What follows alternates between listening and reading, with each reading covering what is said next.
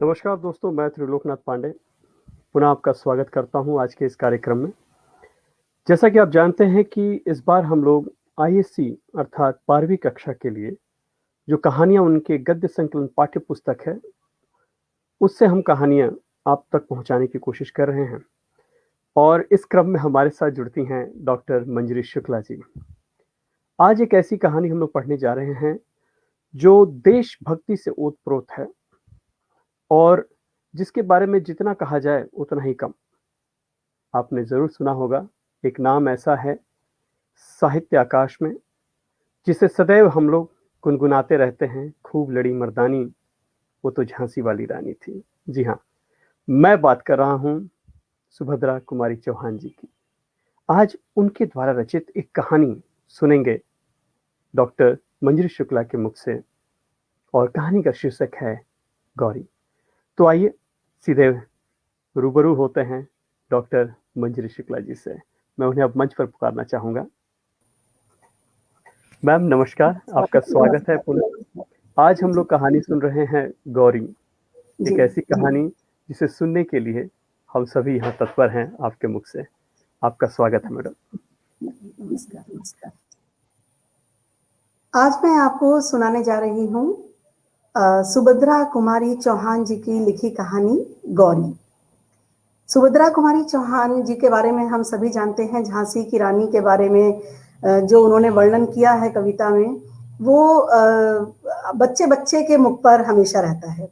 उनके विषय में मैं आपको थोड़ा सा बताना चाहूंगी। स्वतंत्रता संग्राम की सक्रिय सेनानी तथा राष्ट्रीय चेतना की अमर गायिका श्रीमती सुभद्रा कुमारी चौहान का जन्म सन 1904 में इलाहाबाद में हुआ। देश की स्वतंत्रता के आंदोलन में भाग लेने के कारण इन्हें कई बार जेल यात्रा भी करनी पड़ी। इनके काव्य संग्रह मुकुल पर सन 1931 में साहित्य सम्मेलन प्रयाग द्वारा सेकसरिया पुरस्कार प्रदान किया गया। सन 1948 में एक मोटर दुर्घटना में इनकी असामयिक मृत्यु हो गई। इनकी कविताओं पर देश प्रेम तथा अपने प्राचीन गौरव की गहरी छाप है। झांसी की रानी लक्ष्मीबाई से संबंधित खूब लड़ी मर्दानी वो तो झांसी वाली रानी थी शब्द आज भी युवकों के हृदय में वीरता के भाव जगाते हैं। इन्होंने अपनी रचनाओं में शुद्ध खड़ी बोली का प्रयोग किया है। त्रिधारा और मुकुल इनके काव्य संकलन तथा बिखरे मोती और उन्मादिनी प्रसिद्ध कहानी संग्रह हैं। आइए सुनते हैं इनकी कहानी गौरी। शाम को गोधूली की बेला कुली के सिर पर सामान रखवाए जब बाबू राधा कृष्ण अपने घर आए, तब उनके भारी भारी पैरों की चाल और चेहरे के भाव से ही कुंती ने जान लिया कि काम वहां भी नहीं बना। कुली के सिर पर से बिस्तर उतरवा कर बाबू राधा कृष्ण ने उसे कुछ पैसे दिए।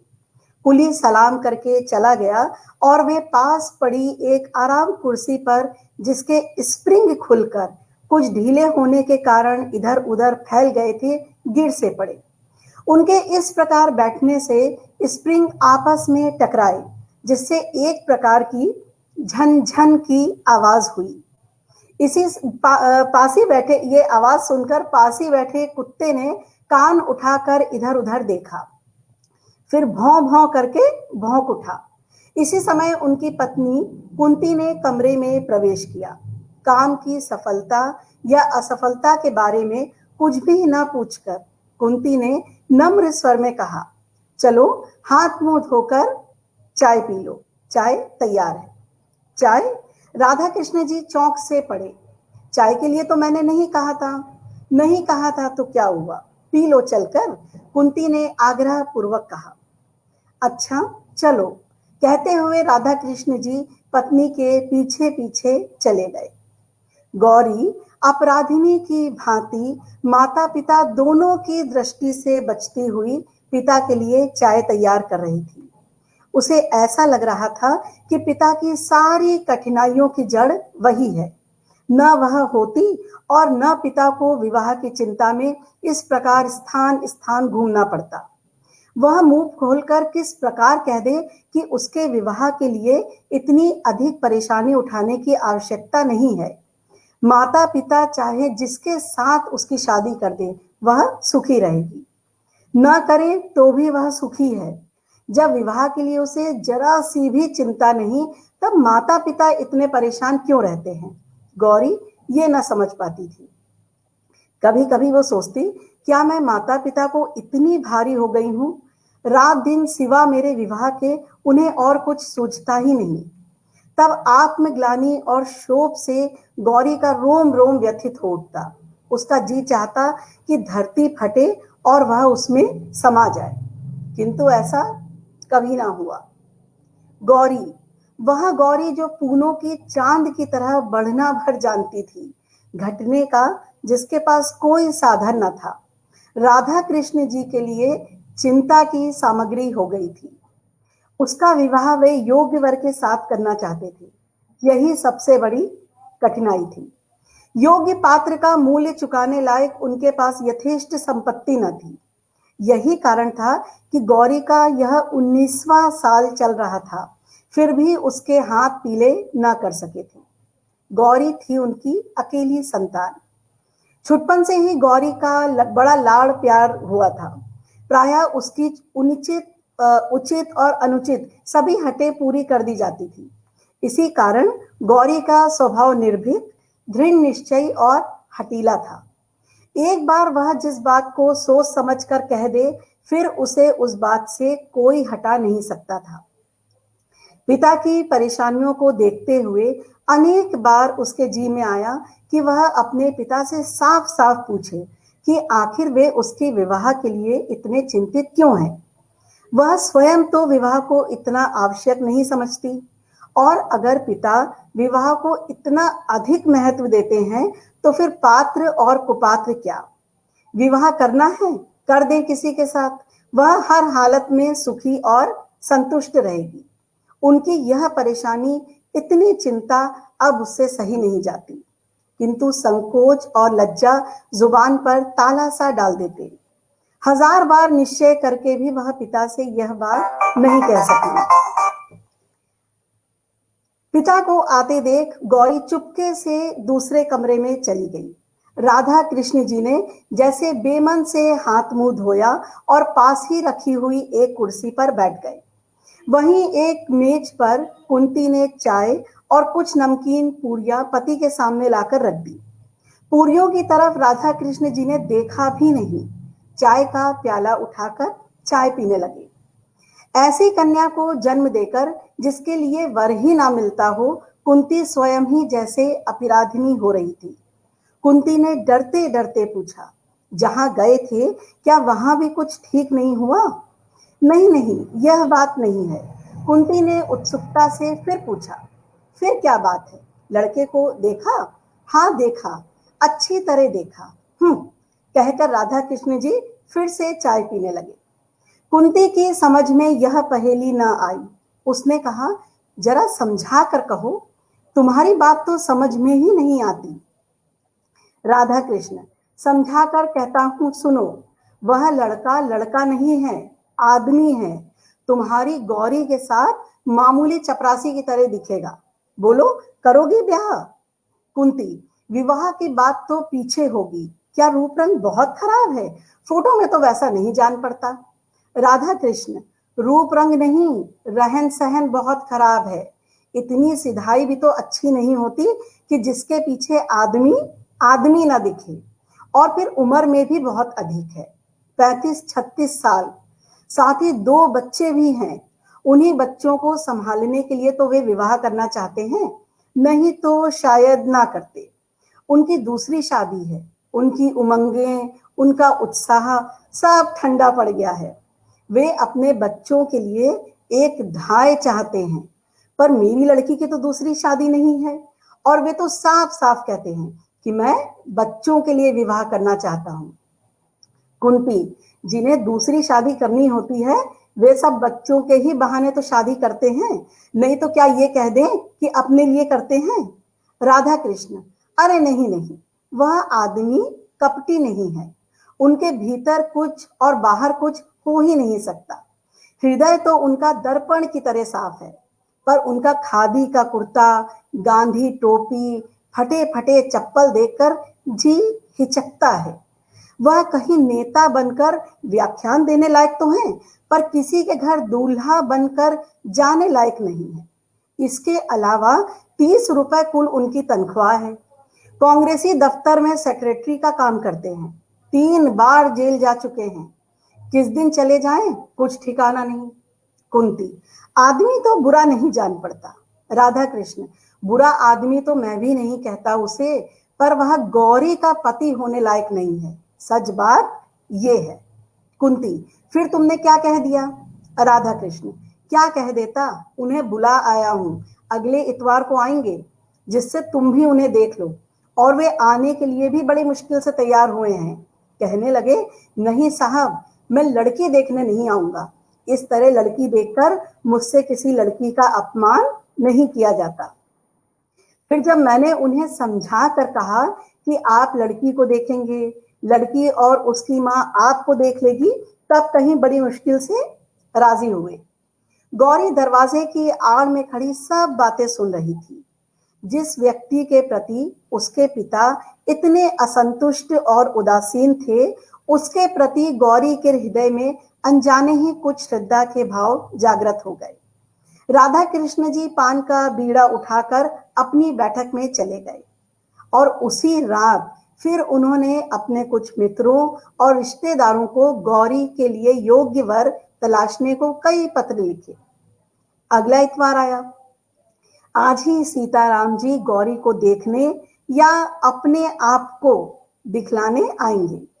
राधा कृष्ण जी ने यह पहले से ही कह रखा है कि किसी बाहर वाले को कुछ ना मालूम पड़े कि कोई गौरी को देखने आया है। अतः ये बात कुछ गुप्त रखी गई है। घर के भीतरी आंगन में ही उनके बैठने का प्रबंध किया गया है। 3-4 कुर्सियों के बीच में एक मेज है, जिस पर एक साफ सुथरा धुला हुआ खादी का कपड़ा बिछा दिया गया है और एक गिलास में आंगन के ही कुछ गुलाब के फूलों को तोड़कर गुलदस्ते का स्वरूप दिया गया है। बहुत ही साधारण सा आयोजन है। सीताराम जी सरीखे व्यक्ति के लिए किसी विशेष आडंबर की आवश्यकता भी तो ना थी। यथा समय सीताराम जी अपने दोनों बच्चों के साथ आए। बच्चे भी वही खादी के कुर्ते और हाफ पैंट पहने थे। न जूता, न मोजा, न किसी प्रकार का ठाट बाट, पर दोनों बड़े प्रसन्न, बड़े हंसमुख। आकर घर में वे इस प्रकार खेलने लगे जैसे इस घर से वे चिर परिचित हों। कुंती एक तरफ बैठी थी। बच्चों के कोलाहल से परिपूर्ण घर उसे क्षण भर के लिए नंदन कानन सा जान पड़ा। उसने मन ही मन सोचा, कितने अच्छे बच्चे हैं। यदि बिना किसी प्रकार का संबंध हुए भी सीताराम जी इन बच्चों के संभालने का भार उसे सौंप दे तो वह खुशी खुशी ले ले। वह बच्चों के खेल में इतनी तन्मय हो गई कि क्षण भर के लिए भूल बैठी कि सीताराम जी भी बैठे हैं और उनसे भी कुछ बातचीत करनी है। इसी समय अचानक छोटे बच्चे को जैसे कुछ याद आ गया हो। वह दौड़कर पिता के पास गया। उनके पैरों के बीच में खड़ा होकर बोला, बाबू, तुम तो कहते थे ना कि माँ को दिखाने चलते हैं, माँ कहाँ है बतलाओ। सीताराम जी ने किंचित हंसकर कहा, ये माँ जी बैठी हैं, इनसे कहो यही तुम्हें दिखाएंगी। बालक ने मचल कर कहा, तुम दिखाओ। और इसी समय एक बड़ी सी सफेद बिल्ली आंगन से होती हुई भीतर को भाग गई। बच्चे बिल्ली के पीछे सब कुछ भूलकर दौड़ते हुए अंदर पहुंच गए। गौरी पिछले बरामदे में चुपचाप खड़ी थी। वह न जाने किस ख्याल में थी। तब तक छोटे बच्चे ने उसका आंचल पकड़कर खींचते हुए कहा, क्या तुम हमारी माँ हो? गौरी ने देखा हष्ट पुष्ट सुंदर सा बालक कितना भोला, कितना निश्चल। उसने बालक को गोद में उठाकर कहा, हाँ। बच्चे ने फिर उसी स्वर में पूछा, हमारे घर चलोगी ना? बाबू तो तुम्हें लेने आए हैं और हम भी आए हैं। अब तो गौरी उसकी बातों का उत्तर न दे सकी। उसने पूछा, मिठाई खाओगे? हाँ, खाएंगे, दोनों ने एक ही साथ एक स्वर में उत्तर दिया। कुछ क्षण बाद कुंती ने अंदर आकर देखा कि एक छोटा बच्चा गौरी की गोद में और बड़ा वाला उसी के पास बैठा मिठाई खा रहा है। एक निश्वास के साथ कुंती बाहर चली गई। थोड़ी देर बाद ज्यों ही गौरी ने ऊपर आंख उठाई, उसने माता पिता दोनों को सामने खड़ा पाया। पिता ने स्नेह के स्वर में पुत्री से कहा, बेटा जरा चलो, चलती हो ना?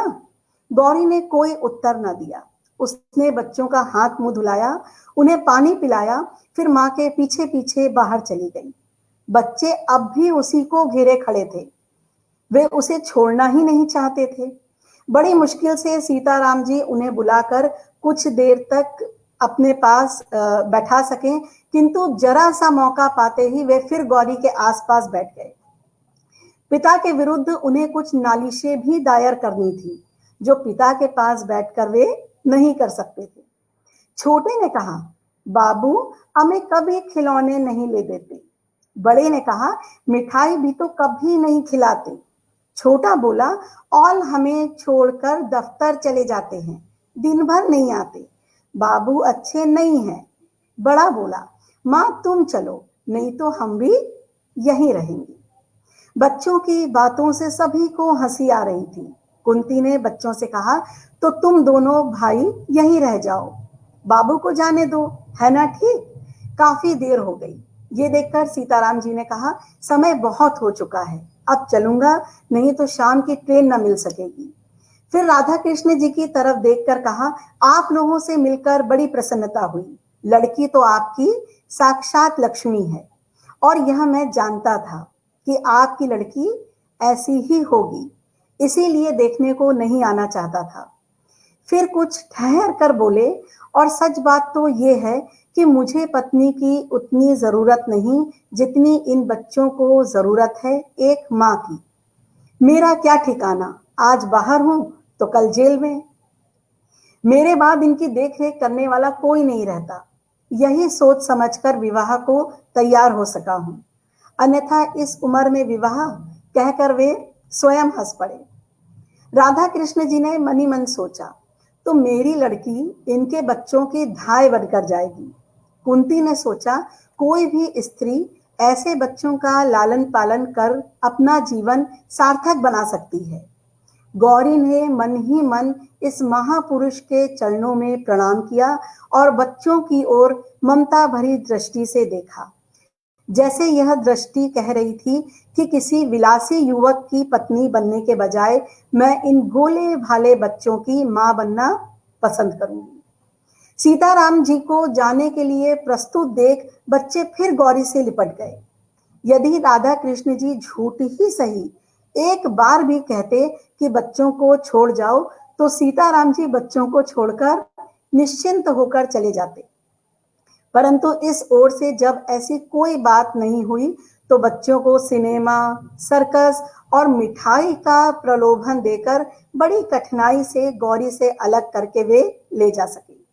जाते समय सीताराम जी को पक्का विश्वास था कि विवाह होगा, केवल तारीख निश्चित भर करने की देर है। सीताराम जी उस पत्र की प्रतीक्षा में थे जिसमें विवाह की निश्चित तारीख लिखकर आने वाली थी। देश की परिस्थिति, गवर्नमेंट का रुख और महात्मा जी के वक्तव्यों को पढ़कर वे जानते थे कि निकट भविष्य में फिर सत्याग्रह संग्राम छिड़ने वाला है। न जाने किस दिन उन्हें फिर से जेल का मेहमान बनना पड़े। पिछली बार जब गए थे तब उनकी बूढ़ी बुआ थी। बच्चों की उन्हें बड़ी चिंता थी, और पर अब तो वे भी नहीं रही। यह कहारिन क्या बच्चों की देखभाल कर सकेगी, और बच्चे भी सदा ही माँ माँ की रट लगाए रहते थे।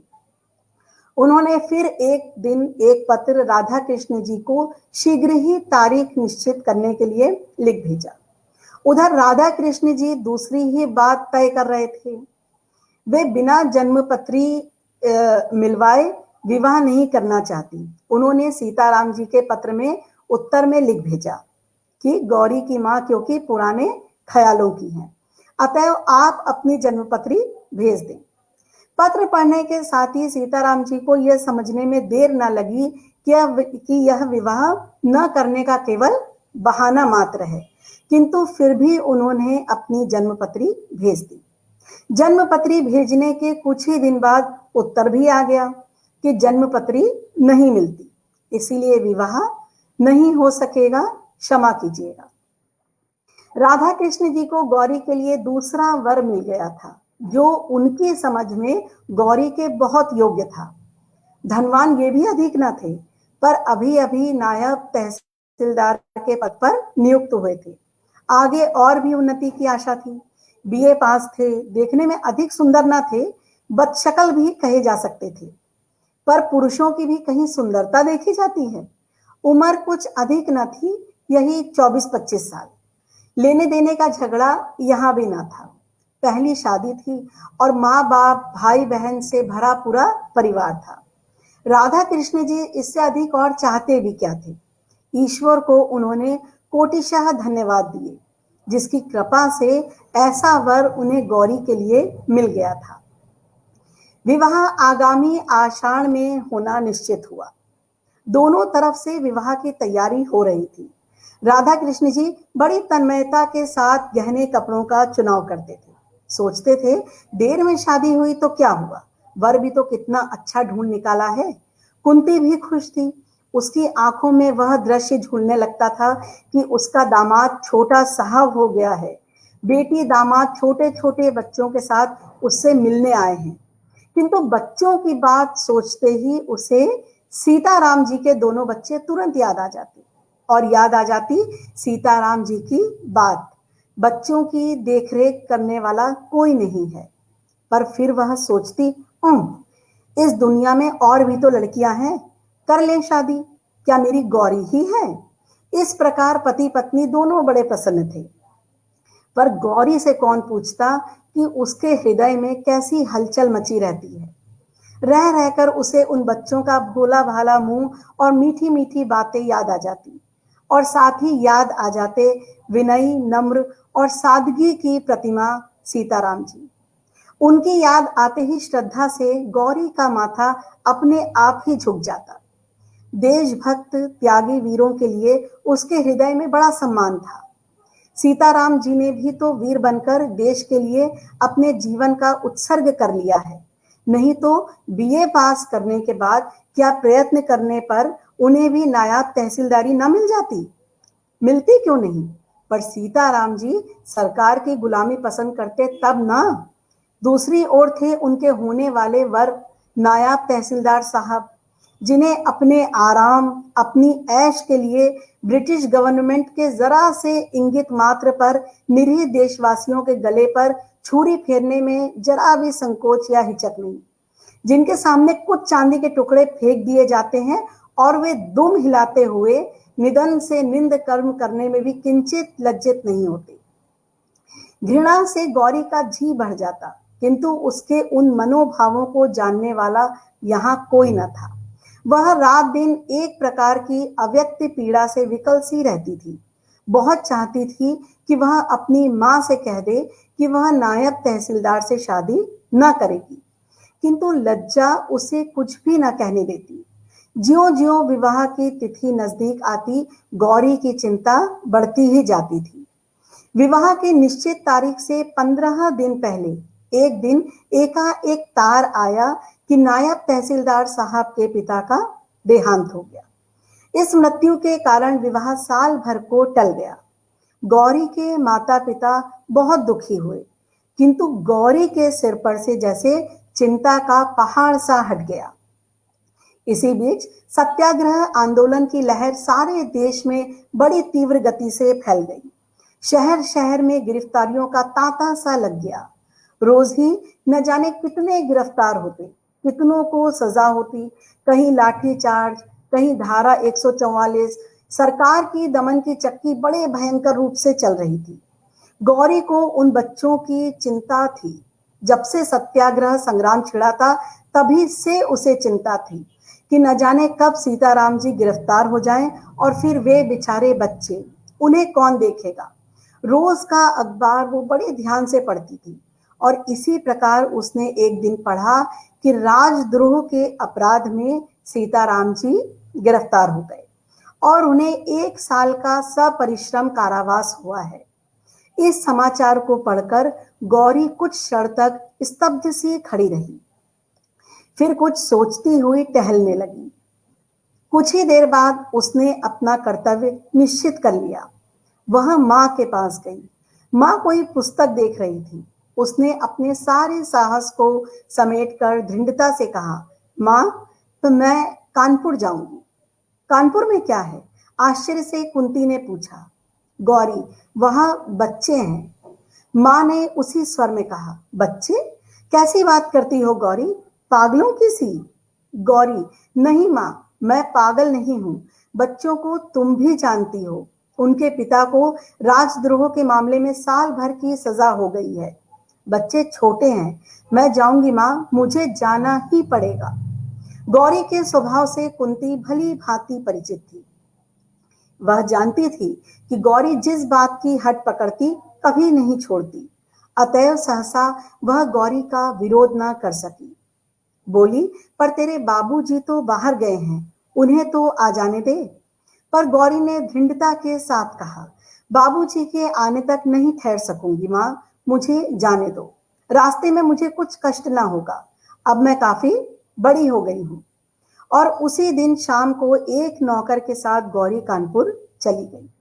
साल भर बाद अपनी सजा पूरी करके सीताराम जी घर को लौटे। इस साल भर के भीतर उन्होंने एक बार भी बच्चों को ना देखा था। उन्हें कायदे के अनुसार लगातार हर महीने उनका कुशल समाचार मिल जाता था, पर उन्हें बच्चों की चिंता सी बनी रहती थी। जिस कहारिन के भरोसे वे बच्चों को छोड़ गए थे, उसके भी 3-4 बच्चे थे।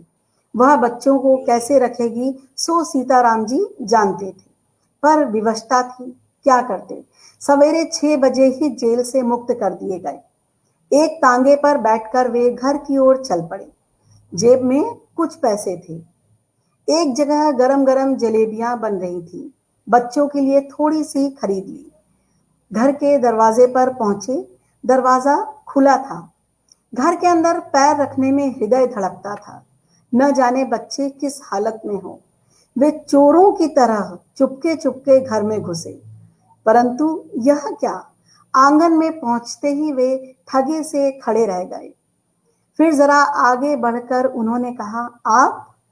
गौरी ने झुककर उनकी पद धूली माथे से लगा ली। ये थी सुभद्रा कुमारी चौहान जी की कहानी गौरी। जी बिल्कुल, बहुत बेहतरीन तरीके से आपने वाचन किया है और ये कहानी कहीं न कहीं उतरती सी चली गई और देशभक्ति की जो लहर उस समय देखने को मिली थी और सुभद्रा कुमारी चौहान जो थी वो स्वयं कूद पड़ती थी और बहुत बार कहीं न कहीं इनके ऊपर आक्षेप भी लगा था। और जैसा कि हम सभी जानते हैं कि महादेवी वर्मा जो है इनसे काफ़ी प्रभावित हुई थी और फिर वो संस्कृत में लिखा करती थी, फिर हिंदी में वो लिखना शुरू की। तो यही हैं हमारी सुभद्रा कुमारी चौहान जी और उनकी कहानी गौरी, जो अभी-अभी हमने सुना डॉक्टर मंजरी शुक्ला जी से। हम मैम को अभी नहीं छोड़ेंगे, हम लोग जानना चाहेंगे कि इस कहानी के मार्फत से और क्या सीखने को मिल रहा है? जी, इस कहानी को जब मैंने पढ़ा तो मुझे ऐसा लगा कि जैसे सीताराम जी की उम्र अधिक थी और उनके पास उनकी कोई आमदनी अधिक नहीं थी, उनके 2 बच्चे भी थे। इस कारण गौरी के माता-पिता उनके साथ अपनी लड़की का जो विवाह है वो नहीं करना चाहते थे। परंतु गौरी को दिखाया गया है कि वह बेहद संवेदनशील युवती है। उसके हृदय में बहुत प्रेम है, करुणा है, साथ ही देशभक्ति भी है। और उसके वशीभूत होकर उसने उन बच्चों को मातृ प्रेम दिया और सीताराम जी से विवाह करने के लिए तैयार हो गई। जी बिल्कुल, बिल्कुल आपने सही कहा मैडम। और इसी के साथ मैं आप सभी से पुनः रूबरू हम होना चाहेंगे सोमवार को और अगली कहानी लेकर आएँगी मैडम हमारे साथ हैं डॉक्टर मंजरी शुक्ला जी। आप सभी जुड़े रहें, बने रहें। कहानियाँ यूँ ही चलती रहेंगी, पाठ्य पुस्तकों की हैं। जी हाँ, फिलहाल हम लोग आईसीएसई से अर्थात गद्य संकलन की जो पुस्तक है उससे या उसमें संकलित जो कहानियाँ हैं उसे हम सुन रहे हैं और आगे भी सुनते रहेंगे। तो दोस्तों बने रहें, जुड़े रहें और ये पूरी की पूरी कड़ी जो है, ये श्रृंखला जो है वो विद्यार्थियों के लिए है, आईसीएसई, आईएससी के विद्यार्थियों के लिए है। जी हाँ, तो हम दोनों को इजाज़त दीजिए। आप सभी को पुनः नमन। मैडम आपका पुनः नमन और आशा है, विश्वास है कि आने वाले समय में हम लोग और भी बेहतरीन तरीके से बच्चों तक पहुँचेंगे, क्योंकि आखिरकार ये मंच शिक्षकों के लिए है, अब बच्चों के लिए भी है। जी हाँ, बहुत-बहुत धन्यवाद मैडम, आपको पुनः नमस्कार। आप सभी को भी नमन। फिर होगी मुलाकात एक नई कहानी के साथ अगले सोमवार, तैयार रहिएगा। जी हाँ।